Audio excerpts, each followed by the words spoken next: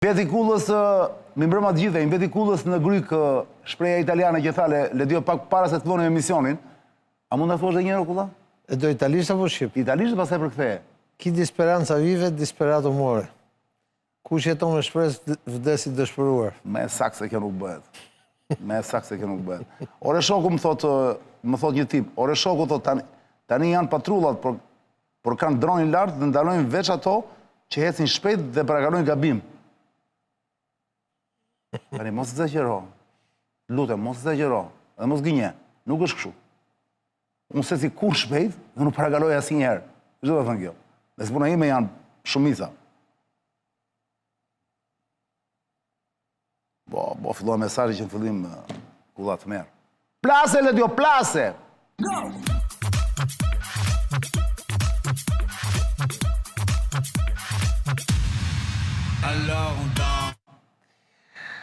Ilir Kulla mi mbrëma. Mirë mbrëma.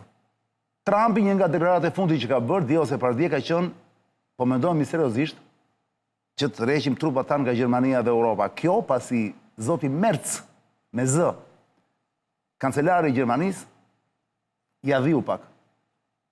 Ja dhiu pak duke i thënë që zotri i vetëm që nuk po triumfon me Iranin, po je duke dal huq, je duke dal i humbur.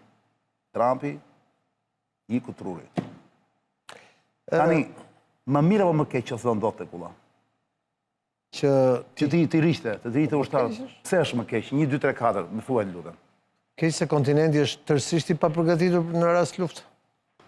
Tërësisht i papërgatitur. Pse? Unë kam qenë në bazë amerikane në Gjermani. Që është baza më e madhe e amerikanëve në Europë. Jo, ajo është Ramsteini. Ramsteini, pra? Po unë s'kam qenë Ramsteini, kam qenë dakord. në Garmisch-Partenkirchen, në Marshall Center. Ka disa baza atje? Ka disa baza. Kam qenë në Sigonella në Catania. Ke parasysh në krahët e aeroportit Catania, s'ti ke qenë disa herë në Catania? Patjetër. Aty është baza më e madhe. Po. Ka disa baza, kam qenë në Aviano. Edhe historia e Evropës në 80 vitet e fundit është që sigurinë e Evropës e kanë dhënë bazat e mëdha amerikane. Por kjo krizë nuk ka filluar tani. Tash është maja, domethënë, është maisur, nuk tani është derdh gota. Dal qelbi tani, është derdh gota me Iranin. Kjo krizë ka filluar që në mandatin e parë të Trumpit, kur Trumpi ka bërë presion të gjitha qeverive europiane, që në mënyrë të veçantë qeverisë gjermane, të paguonin 2% e famshëm të GDP-s. Tashmë në samitin e vjetshëm u arrit dakordësia për 5% e GDP-s, dhe duket qartë që nga një anë nuk paguajnë dhe në anën tjetër, përveç që bëjnë kërshillëk politik, me idenë që do bëjmë ushtrinë europiane, këta që s'paguanin këtë, imagjino të shkojnë marrin trefishin e asaj shume për të krijuar një ushtri europiane, po duket qartë që ka një koalicion në politikën europiane, e cila është i qartë anti-Trump. Pra Trumpi, përveç që ndjen shkon dhe prek gjitha problematikat që janë mbartur ndër vite në raport me NATO, me sigurinë e Evropës e tjerë, ndjen edhe një qasje personale, shpirtërore, politike, anti-Trump që identifikohet me anti-amerikanizëm në këtë moment në Evropë. Dhe kuptohet, kur këtë e thot presidenti Francës, kur këtë e thot kryeministri i Gjermanisë, dhe kur nuk i përgjigjet aleatja e vetë Meloni në Itali, e cila s'ka faj se humbi referendume mund të humbasi zgjedhjet shumë shpejt për shkak të... Pra kush janë njëjtë me Trumpin, Kulla tani ka shumë gjasa të humbas apo gjithandej, se rasti Orbanit, rasti aty në Kanada. Problemi është që në Itali lidhet ngushtë me një agjendë e cila ka të bëjë me çmimet, sepse ki parasysh që ishin amerikanët që rrëzun Kadafin dhe Kadafi ishte aleati numër 1 i Italisë. Italia, se duhet të shpjegojmë pse, që ta kuptojnë njerëzit. Italia është një vend që nuk ka naftë, nuk ka gaz, por që nga vitet 50, me enin e famshëm, ndërmarrje e multinacionale... Eni që me fjalë më të gjata do me thënë? Energjia Nacionale Italiane. Që në kohën e Enrico Matteit, i cilit pastaj arrëzuan avionin, sepse ai krijoi edhe pavarësinë, do të krijonte pavarësinë energjetike, pikërisht me Iranin në atë kohën e Shahut. Dhe avioni, e disi u rrëzua, shkojnë në Catania, do shkojnë në Libi, dhe unis nga Catania për të kthyer Milano, dhe teksa ule Milano, avioni ra dhe në fund ja lanë gjithmonë një Enrico Mattei ja lanë një aksidenti, por nuk u sqarua kurrë, megjithëse ka pasur shumë dyshime që ai ishte një avion i rrëzuar dhe jeni sot e kësaj ditë është një nga kompanitë më të mëdha në botë, por gjen gjithmonë naftë dhe gaz jashtë, në Itali s'ka. Qartë. Tani Jam i qartë. është një nga 7 motrat të ashtu quajtur. Dhe tash çështja është që në Evropë, pra në rastin konkret, liderat evropian duhet humbin pushtetin nëse do mbajnë qasjen e Trumpit për luftën, sepse kjo luftë ka ngritur çmimet. Po i ka ngritur çmimet në një mënyrë të pakontrolluar.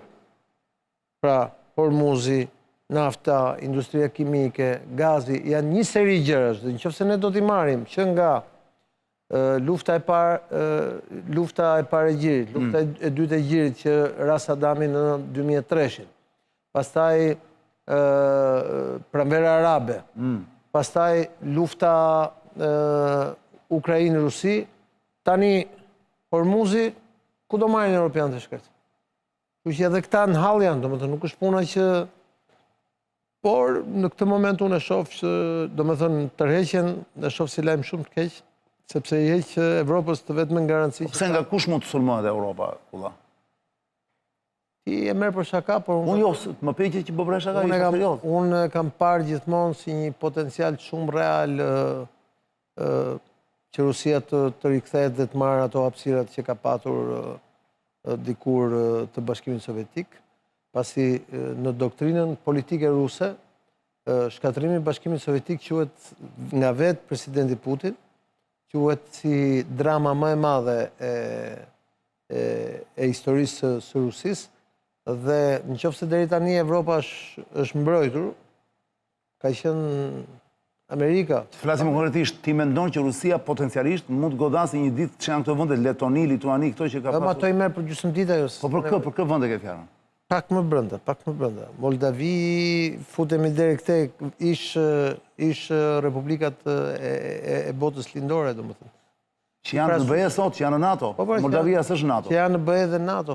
Moldavia s'është NATO. Ki parasysh se ushtari rus në luftën e dytë, ushtari sovjetik në luftën e dytë botërore ka mbritur deri në Vjença. Dhe kur janë bërë marrëveshjet atëherë, pra nëse këta do vazhdojnë ta provokojnë Rusinë, siç e kanë provokuar këto 4 vjet me luftën e tij.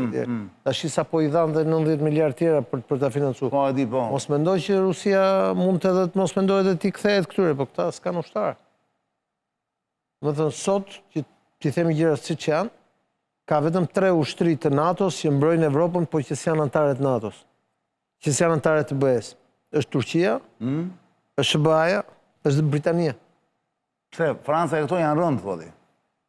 Italia s'ka farë ushtar, s'ka shërbim. Ushtarak, Gjermania s'ka gjithashtu. Franca gjithashtu. Franca ti e shef çfarë po bëjnë, po ja marrin një nga një ato shtetet e vogla të botës franceze në Afrikën perëndimore. Do thënë, është halli i madh me këta dhe nuk ka një doktrinë të mirëfillt dhe që kjo krizë politike dhe ekonomike shkon dhe jep drejt për drejt ndikim në një krizë të mundshme ushtarake, është një hall i madh. Për mendimin tim është kriza më e madhe e mundshme që ka patur ndonjëherë që nga 49-a deri sot NATO. Po të shohim se samiti si vjet Ç'është kjo harta, Kulla? Është dhe anglisht drejtim. Këto janë ku janë bazat amerikane në Evropë. Janë në Greqi, janë në Itali, në Turqi, në Sardenja, atje në Turqi sigurisht kanë, po Turqia s'është Evropë. Në Gjermani, në Çeki, gjithë kjo pjesë. Ka dhe lart duket në kushte çështja e Danimarka apo Suedia apo Norvegjia, çështja e pjesë. Norvegji. Ka Norvegji bazë amerikane, ë? Norvegji, po. Vetëm në Francë nuk kanë në Europë, kanë përshtypjen. Në Francë nuk ka, sepse ti e di që Franca ka patur gjithmonë probleme me... Po që në kohën e De Gaullit duke pranoje. Ka patur gjithmonë probleme me SBA-n, domethënë, për shkak të De Gaullit. Po nuk më the konkretisht, cilat vende, cili ishte potencialisht më teorikisht, po them, unë nuk e besoj kur që Putini të hapi luftë, të hapi luftë vendeve të BE-s, edhe sikur NATO të prishet fare, sikur amerikanët i ikin, po gjithsesi, cili mund të ishte vendi i parë, për shembull që Putini mund ta... Polonia. Që ka ushtri të madhe, Polonia, vendet Baltike, sepse aty është Rusia në Kaliningrad, vendet Baltike, gjithë të vendet që janë kundër vend. Gjithë të vendet që janë kundër vend. Pjesërisht e Gjermania, ka shumë të lehtë realisht Rusia, sepse është fushë gjithë. Ata janë të papërgatitur. Përveç veç sa investime në teknologji ushtrit e tyre, e tha një nga këta generalët gjerman, një shef shtabi, tha, ne nuk kemi përgatitur për këtë ditë. Më thënë, që se do ndodhë një luftë si kjo që po ndodhë sot mes Shëbase dhe Iranit, që se do ndodhë në atë rajon, ta janë komplet pa përgatitur. Dhe kjo u pa, do më thënë, ata hynë dhe morën për një ditë e gjysë, ata morën lindjen e Ukrajinës. Dhe po mos ishte për ndërhyrjen që bën direkt Turqit dhe Britanikët, të tjerët ishin pagatshëm për një ndërhyrje. Në këtë lojë gjeopolitike që sa po më shpjegove, sa e mundur është, duke pasur parasysh krizën në Hormuz, krizën energjetike kanë fjalën kulla, më dëgjon? Duke pasur parasysh krizën energjetike në Hormuz, sa e mundur është që të ketë një afrim të Europës me Rusinë? A e shef të mundshme? Cila është Evropa? Ky është problemi. Bashkimi Evropian, por. Po ky është problemi, Komisioni shkon në rrugë të vetë, qeveritë shkojnë në rrugë të vetë. Kjo është pjesa tjetër e krizës. Pra, X qeveri të pavarura duan të bashkëpunojnë me Rusinë. Duan se duan gazë, duan drithra. Si që është Hungaria, për shumë. Si që është Çekia, nuk e di për Çekinë dhe për Slovakia. Bullgaria, Dashie, Çekia, janë vende që kanë një lloj varësie ekonomi. Italia vetë nuk ka. Gjysma e qeverisë italiane thotë pse s'bashkëpunojnë me rusët, e kupton? Edhe pse të shkosh ti për shembull dhe ti shpjegosh elektoratit italian në jug se cila është diferenca mes një rusi dhe Ukrainës, nuk e kupton. Sigurisht. Ata janë popull vëllezër në fjalë. Edhe tash janë ato vende të cilat kanë një varësi, ata megjithëse kemi pas sanksione, kanë vazhduar 4 vjet të blejnë naftë e gaz edhe pra ti nuk e shef të mundshme një rapprochement, pra një afrim. Problemi është afrimi kujt. Pra, nëse ti do mendosh që do vi nga Komisioni Evropian dhe nga Brukseli, është e pamundur. Por vendet anëtare po. Nëse në 2027, që pritet të ketë zgjedhje në Europë, në disa vende të rëndësishme, në Francë për shembull. Nëse ndryshon elita, vijnë këta të djathtët. Ata e kanë thënë që do bashkëpunojnë me Rusinë, po do bashkëpunojnë me Rusinë sepse ata e kanë të domosdoshëm bashkëpunimin ekonomik dhe politik me Rusinë, sidomos në Afrikë. Sepse Franca po humb atë që ka pasur pasurinë më të madhe në historinë e vetë, se ti e di ke jetuar në Paris. Qartë.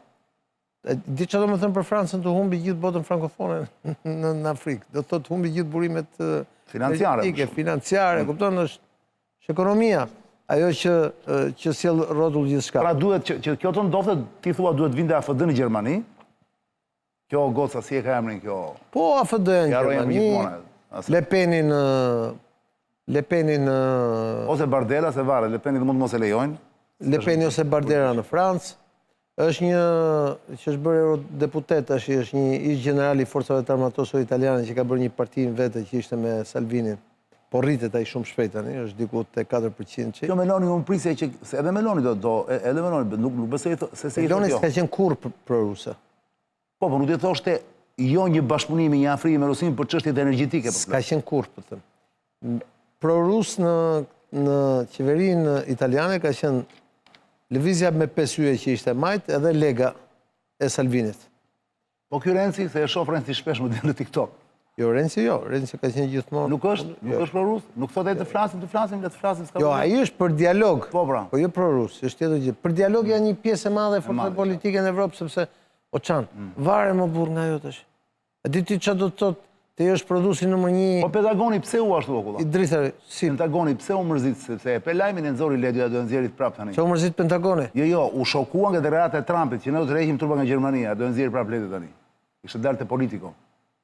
Vend Pentagoni i shokuar me Trumpin vëlla. Po tash ti e di që për luftën në Iran i hoqi gjysmën e generalëve. Po dolën kundër dhe heqi gjysmën tjetër. Tjetra radio. Trump dhe me Spanjën ka një konflikt tjetër që nuk lidhet me Iranin. De facto dhe me Palestinën. Po normal. Nëse kjo është politiko. Po ki parasysh një gjë që me Spanjën ka një konflikt tjetër që. Me Spanjën është konflikti që Trump ka një politik për Amerikën e Jugut, për botën latine, nga Meksika e poshtë që s'pa pyet fare Spanjën, dhe ata janë gjithë aleatët e Spanjës.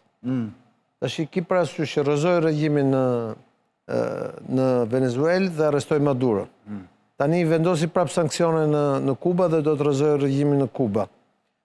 I ka bërë presion presidentes së Meksikës dhe i ka fut disa guvernatorë në listë të zezë për trafikun ndërkombëtar drogës e tjerë. Dhe këto janë gjitha. Po ki parasysh që me Meksikën tani për një muaj gjys kanë lojrat, kanë kampionatin botror ata, kupton? Ta bëj Trumpi këtë, për ta mbyllur. Apo i ka thjesht deklarata shantazh dhe si luan e gjithmonë Po me thënë drejtën, çka ka thënë deri tash e ka boçan.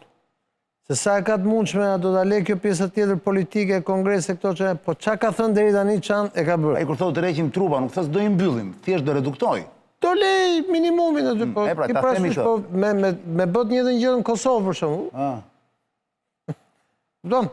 Ai mbyllet ai bën stilli se aq janë Kosova ata, po i lap 5 ushtarë mbyllet ku? Ça? Ki parasysh se kështu janë bazat, nuk e se bazat kanë trupa me cilat ti do bësh sulme etj. Këto bazat për këtë punë janë mbajtur. Stilli është nuk është baza erore më duket amerikane. Po stilli nuk është erore. Po çfarë është? Është kështu bazë me trupa si këto. Ka qenë bazë stërvitore, bazë ushtarake aktive, bazë këmbësorie. Okej, Kosovës ju hap tani kjo është e NATO-s, nuk ka lidhje me Amerikën. Kjo është e NATO-s, po ki parasysh kjo ishte një bazë e NATO-s cilën e donin amerikanët, pikërisht për ta pasur si bazë mbështetëse për një luftë në lindje. Atëherë ishin këta demokratët me mendjen që na duhet baza për luftë me Rusinë. Po tash ai drejtimi është në lindje edhe për Rusinë edhe për Iranin, kështu që nga Kuçova njësoj duken ato. Po në Kuçov 4 helikoptera ka çanë, 2 drona, nuk e se kanë gjë tjetër. Janë do kërpa në të pyeta. Po. Nëse politikoj po shikoni zonja Zotrinj është një gazetë e hapur anti-Trump, kështu që gjithsesi ta keni parasysh të gjë. Çështja është se këta janë gjithë hapur anti-Trump, po duan gjithë mbrojtjen e Trumpit. E duan vërtet më kolla, unë shoh se po gëzohet ky Macroni për kontet duar, ky Merci se ashtu fare. Këto që po gëzohen janë u mësuan tani më duket. Thonë dëgjoj, keqëm kej të shkoj, hajde bëjmë në gjithë të mbrojmë veten. Shiko çanë, e di kur ka filluar Evropa me shku kështu poshtë? Kur presidenti Obama deklaroi tërheqjen nga Evropa dhe përqendrimin në Azi dhe në paqësor qoftë. Unë mendoj që ka shku poshtë që me planin Marshall në fakt. Jo, ti mendon që ka qenë po të kishin dëgjuar ty do flitë gjermanisht sot, domethënë. Jo. Në Evropë domethënë. Jo. E pe atë batu të bërin mbretit? E dëgjova, po edhe ajo është e vërtetë, edhe ajo është e vërtetë. Të dyja të vërteta janë, po domethënë çështja është që Ishte dhe aq keq të flitë gjermanisht kulla në fakt. Presidenti Obama nuk do ishte Hitleri, po do vite njëri më i moderuar për Gjermania, sigurisht të burë. Ju gjithmonë keni parasysh Hitlerin kur themi ajo Gjermani, jo më dha, do ikte, do vite. Hitleri nga pikpamja ushtarake ka qenë një gjeni, arriti shkoi deri në Azi me trupa. Po, ka bëri dhe gabime shumë. Po, sigurisht se gabimet kishte një koncept pak të çuditshëm për gabimet dhe fajet i hëngër bashkëtesën, e kupton? Aty edhe vendit vetë që u nda në 2 pjesë pastaj, po. Po që do ishte keq flisë gjermanisht kulla, je dakord me mua? Jo, mos në parim gjermanisht. Dakord, nuk është gjë shumë e përhapur. Po janë njerëz që i japin një sens jetës tyre, punojnë gjithë ditën hekurin, nga mëngjesi në vlla dhe i me motor jetojnë dhe punojnë në Gjermani, flasin shumë mirë gjermanisht. Po, knipin e kam gjerman, domethënë, nuk e se. Edhe çfarë thon? Edhe ata ndjen shumë mirë si gjerman, domethënë, po. Nuk mërziten. Unë s'kam lidhje fare me Gjermani. Po ata nuk mërziten. Jo, ata janë të lumtur. Po në rregull, pra, shikon rregull. Po pra, edhe ne kështu do ishim pra. Thu ti. Besoj. Jo. O kulla, do rifnim hekurin kulla. Në paktën do kishim makina me kosto të hurë dhe gjermanë. Forcat nacionaliste në Shqipëri ka qenë gjitha filo-gjermane, besoj ti e di që në... Cilat? Forcat nacionaliste në Shqipëri, Balli Kombëtar, Zogistët, kanë qenë gjithë filo-gjermanë. Se kishë nga që kesh kërë me ndonë, për te Hitlerit, hiqe Hitlerin, se na i prish Hitlerit gjithë logikën. Hiqe Hitlerit, mendoj Gjermanin... Po erdi ai patrioti jotë pastaj që e prish, ai nga palortoja. Kush? Enver Hoxha. Se shbëri ai? Ai erdi pastaj, ikën gjermanët edhe erdi ai në pushtet. Ndajti 40 vjeç. Po nuk është se këta tjerë s'porrin 40 vjet. 35 janë këta. Ja 5 vjet duhet që të. Do mbushnin Mercedesat edhe BMW-t me naftë të SP-ja. Po pra? Mirë prapë te kriza. Ti ikin furnizomi, po. Qa keni makina gjermane keni në përgjithësi? Ju e dini se ku të shkoni.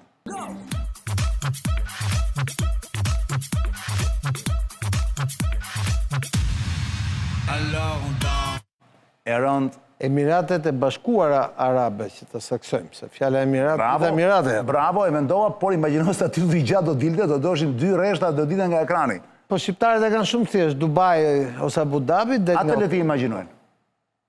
Brënda janë. Bile mund të avinim Emiratet, klapa Dubai, zona është, ta kuptojnë se për qa bërë. Dalin nga OPEC-u. Dalin nga OPEC-u. Tani kulla, Unë e bindur që ata mira shikuesi na shohin ne janë shumë inteligjent. Se unë i shoh nga mënyra se si më shkruajnë. Janë të interesuar, janë kurioze. Ke parasysh? E din këtë gjë. Kështu që e marrim të mirë qenë, e dim për çfarë po flasim. Atë që ndoshta ata duan të dinë më shumë sot, në këto momente, në këto minuta kulla, është pse është kaq i rëndë dhe kaq i rëndësishëm ky lajm, nëse Dubai, pra Emiratet e Bashkuara, që janë 7 në fakt si Dubai, pse po dolën nga OPEC-u, dhe duhet thënë ç'është OPEC-u me 3 fjalë, do ketë pasoja të rënda. Për kë do ketë pasoja? Kush fiton dhe kush humbet? Na i thuajnë fjalë thjeshta kulla, sikur ja tregon kalamajve të kopshit. Lutem. Përdor një gjuhë të thjeshtë. Organizata e prodhimit dhe e tregtimit të energjisë, pra të naftës, që me OPEC nuk kuptojmë ato vendet që janë aty prodhuese. Me krye prodhuesi është Arabia Saudite, që është edhe fqinji më i madh i Emirateve. Çështja është që Emiratet, pra vetëm një pjesë e territorit të Emirateve prodhon naftë, që është pjesa e Emiratit Abu Dhabit, është dhe një Emirat tjetër. Sepse Dubai s'ka naftë për shembull. S'ka fare naftë Dubai. Ka rasitur mos ketë. Ka rasitur mos ketë. Dhe fati i Dubait, të dishti, ka qenë që Dubai u kthye në zonën free zone të dy ekonomive, pra vendi, si me t'ja shpjegojmë njerëzve thjesht, ku të pastronin lekët sauditët, pra miliarderët e mëdhenj, kompanitë e mëdha që t'investojnë lekët, dhe iranianët, pra dy prodhuesit më të mëdhenj, këta përballë dhe këta mbrapa. Po ndërkohë këta... Ne i shpjegosh gjitha këto, po të Ledio po i nxjerr thjesht sa përparje. Pastaj ne i shpjegosh gjitha. Tani, ndërkohë këta, Emiratet kanë edhe pjesën e vetë të prodhimit. Tani, çfarë ndodh? OPEC-u vendos ato që quhen kuota prodhimi. Në mënyrë që çmimi të mos bjerë më shumë se ç'duhet, kontrollojnë kuotat e prodhimit. Thotë, nuk do prodhosh më shumë se kaq. Qartë. Nëse kthehemi në histori në kohë, arsyeja e pse Saddam Husseini vendosi ta pushtojë Kuvajtin, ishte pikërisht një krizë brenda OPEC-ut. Sepse Saddam Husseini i tha, duke qenë që Iraku ishte prodhues më i madh se Kuvajti, por Kuvajti vend më i vogël dhe me dalje në det ishte gjithashtu vend me prodhues shumë i madh, Saddam Husseini i tha Kuvajtit, me që lufta 10 vjeçare Irak-Iran e kishte varfruar ekonominë irakene, atëherë Saddam Husseini i kërkoi OPEC-ut që mos rrisni prodhimin, në mënyrë që mos bjerë çmimi dhe unë të kem çmimin e lartë dhe me shitjen e naftës të paguaj borxhet që kam krijuar për shkak të luftës. Emiri i Kuvajtit i tha, jo, tha, s'pyes ty unë do vazhdoj të qes me shumicë. Këta të tjerë dhe ndoqën emirin e Kuvajtit, Arabia Saudite e tjerë, dhe Saddam Husseini që kishte ushtrit forte që dilte nga lufta me Iranin, i tha, tani tha, o do bësh si të them unë, ose unë do vi të pushtoj tha dhe do t'i marrë gjithë puset e naftës, sepse ky është dëmi që më keni bërë, sepse unë luftën me Iranin e fillova për ju. Jo çaj e ti, jo çaj jam unë, dhe shkoj e pushtoj. Shkoj e pushtoj, morën puset, dhe ky është momenti që Saddam Husseini nga aleat u kthye në armik. Pasi puset e naftës ishin të kompanive të mëdha ndërkombëtare, kryesisht amerikane, po jo vetëm amerikane, këto 7 motrat e famshme, pra bota e OPEC-ut. Tani jemi në një krizë pak a shumë të ngjashme. Lufta e Iranit i ka vënë me shpatulla për muri. Emiratet. Jo, të gjitha vendet janë ngjë. Po presim më thuash pse Emiratet morën të vendim? Sepse Emiratet ka nevojë, me që tashin Dubai dhe ekonomia e të shfuqoheturit pastrimi lekëve të investimit të parave në Dubai, pra edhe në Abu Dhabi, u bllokua për shkak luftës, kemi hyrë muajin e 3 tani. Emiratet kanë shpenzime dhe duhet hynë të ardhurat. Dhe për këtë punë duhet qesin sa më shumë naftë në treg. Dhe nuk duhet i binden me organizmit? Dhe nuk duhet i binden Arabi Saudite. Me qa çmimi do e shesim? Me sa prodhon. Sa shet dhe qa çmimi do e shesim. Ja, prandaj dua kullën e kupton, se tjera të cilat unë kam shumë vështirë të kuptoj, se por në jetën kohë, Emiratet janë i vetmi vend i botës arabe, të asaj pjesës botës arabe që ka lidhë marrëdhënie diplomatike me Izraelin, dhe është këtu një partner ekonomik të Izraelit. Që do thot? Ta shpjegojnë, qofse ti shkon sot në aeroportin e Tel Avivit, janë gjitha kompania aerore që fluturojnë, janë gjitha kompania aerore izraelite. Ka vetëm një kompania aerore arabe.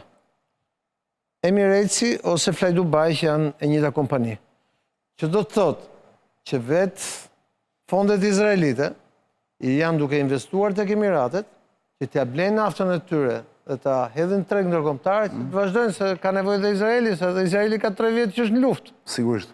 Kështu që kjo lufta e Iranit dhe kjo lufta prodhoi çarjen e parë në botën arabe, të Aleancës Arabe, çarjen e parë të OPEC-ut. Po nëse kjo ndiqet nga të tjerët, Nga kush të tjerë për shembull? nga Kuwaiti ose nga produset e tjerë, do të kemi 2 efekte. Një, do kemi atë që do presidenti Trump të bjerë çmimin e naftës, dhe 2, do kemi prishjen e OPEC-ut.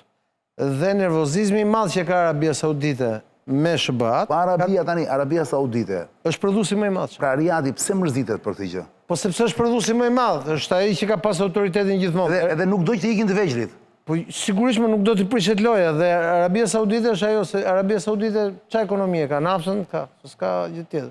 Qartë. Dhe Arabia Saudite i thot SBA-s, thot po më fal, thot po borxhin e jashtëm un po ta blej, thot se Kina s'po ta blej më. Tash ça aleati jot Izraeli dhe ti doni të më shkatroni ekonominë? Pra kjo është një zgjerim i fushës luftës atëherë, kjo është llaktar. Po unë ta kam thënë që ne nëse do zgjaste lufta më shumë se 40 ditë do kthehen luftë botërore. Por sigurisht që efektet e asaj lufte, qoftë edhe me një anë, Ende s'kan filluar, thotë. efektet ekonomike do ishin globale dhe kjo është një nga gjërat globale. Imagjino tani. Mik, është marrë vendimi të dalin këta? Po, këta po, ka marrë vendim Emiratet. unilateral, po, që do rrishin prodhimin. Po, Tani nga kush pritet të pasohen? tashin, Cilat vende? nëse vazhdon, E pra, kush mund të jetë teorikisht ta kuptojmë? Bahrein, Bahreini, po. Katar, 2, Kuwait, 3, Irak, 4. Po ky Omani, hyn Omani këtu? Omani është poshtë, ka dalje ndet gjithmonë, po mund të hydhë Omani, po nuk ka shumë rezerva Omani. Këta që kanë janë këta që të themun, ka Iraku shumë. Dhe pastaj është çështja ç'do bëhet me Libinë e me këta tjerë, se janë. Sepse duhet thënë që në OPEC kulla janë një numër i caktuar vendesh apo jo? Sigurisht me vendet produse këto. Diri që hartën tani Lediot që të na isteroj kulla se të harta kuptojnë dhe njerëzit më mirë. Ja. Tani për ta kuptuar të harta, bluja e fortë që shikoni Ta vërë hartën atje t'ja qetësojmë njerëzve. Do të ja thuash të? Po ta afrohem aty t'ja shpjegoj. Po jo se kjo është e thjeshtë, mund ta kuptojnë edhe kështu se me dy janë vetëm 2 ngjyra. Jo më ja. Te harta bluja e fortë është OPEC. Ja më çan, ja ku janë vendet produse. Jo, po një sekondë atëherë, nëse do të shpjegosh do vish te kjo tjetra. Po pse edhe këtu? Po se s'ka dot kamera këtu. Ja ku janë vendet produse. Ma thuaj pak? Ja. Se shoh këtu unë. Se e shohin njerëzit këtu. Aha. Arabia Saudite, shisa e madhe është Arabia Saudite. Bravo. Irani, shisa e madhe është Irani. Po. Iraku, shisa e madhe është Iraku. Kuwaiti i vogël, me që po shpjegonim. Bahreini, Katari, Emiratet, Omani, këtu pastaj është gjithë Sudani që është luftë civile, tu është Sudani i Jugut dhe këta kanë shumë rezervat të mëdha nafte, tu është Nigeria, këtu janë ja 2 vende tjera në botën afrikane. Janë të gjithë në OPEC ta. Po, tu është Algjeria dhe këtu është Libia. Libia që është veç katruar. Dhe qa po të shpjegoja më përpara? Thash që në 2003 filloi lufta në Irak dhe u mbyll kjo pjesa këtu për të shitur naftën në BE. Pastaj në 2011 filloi pranvera arabe dhe u mbyll pjesa tjetër, duke filluar dhe nga Egjipti që kishte një pjesë këtu. Po qartë. Libia që u nda, Algjeria që doli me ata që ka vetëm gaz.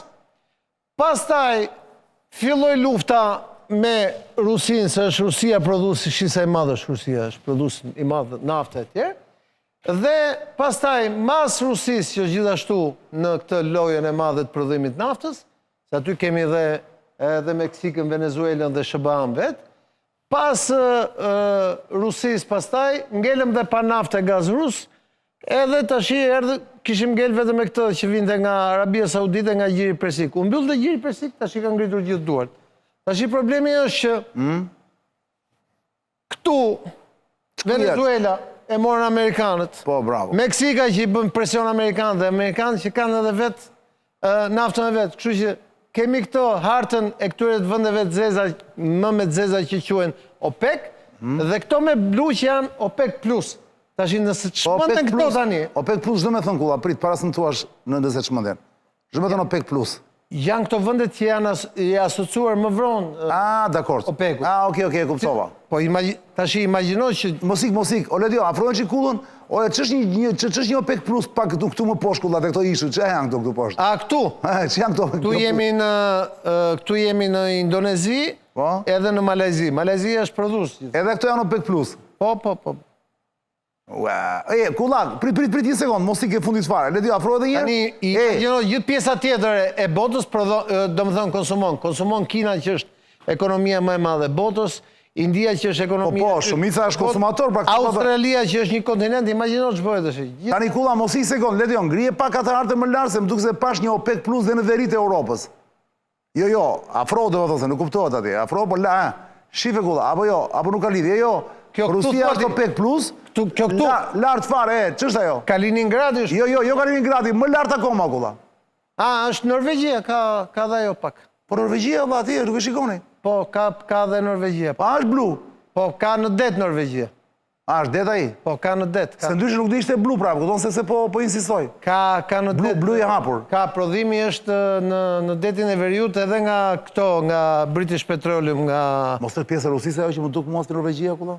Jo, ajo është Rusia që tu ti, po ka dhe Norvegjia, la? Jo, nuk ka gjë pra, është Kaliningradi. Po, edhe aty është Kaliningradi. Po, Kaliningradi, po, ajo nuk e ngatrova unë, më duk se ishte futur këte, po, Kaliningradi quhet Rusia. është pjesë e Rusisë, jo, po, nga larkë, po, të të shikoja këtu afër, se nuk kuptoja mirë.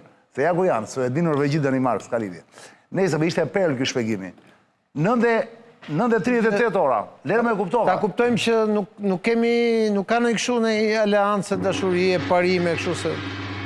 Që na tregojnë që është parime, demokracia e tje. Kupton këtu vetëm për demokracisë flitet. Ore, për ta mbyllur, ja erdhëm Ledio. Drejtat njerëzit. Ore kulla për ta mbyllur. Pra në qoftë se Emiratet e Bashkuara bën këtë gjë sot. Dhe në qoftë se do pasojë kjo, do vazhdojnë dhe këto vende të tjera. Do prishet OPEC-u. Dhe prishja OPEC-ut. Për shembull, çfarë ndryshon në jetën e shqiptarëve? Çfarë ndryshon? Do thua dot konkretisht Atë reklamën që bëre ti përpara. që do thot? Me punë e zorrës. Do rritet. Po sigurisht, të Po blenë... ti thua do ulet çmimi në qoftë këta. Sa do rriten, sa do ulen, se varet ku e marrim. Varet ku përpunohet, varet si e kontinenti evropian, s'ka ku të marrë që. Dale mo, në qoftë... Ne kemi nafça, ne jemi, për shembull, ne mund të ishim një vend potencialisht në OPEC, po ne as nuk rafinojmë, as nuk... Se na i marrin tjerë, dëgjoj okulla, pyetja ime është kjo.